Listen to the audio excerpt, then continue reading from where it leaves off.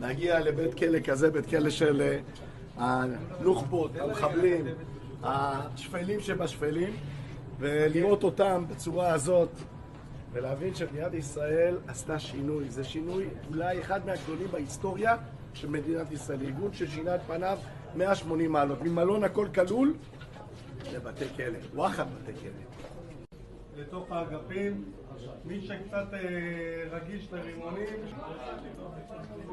רימון חבר'ה, זו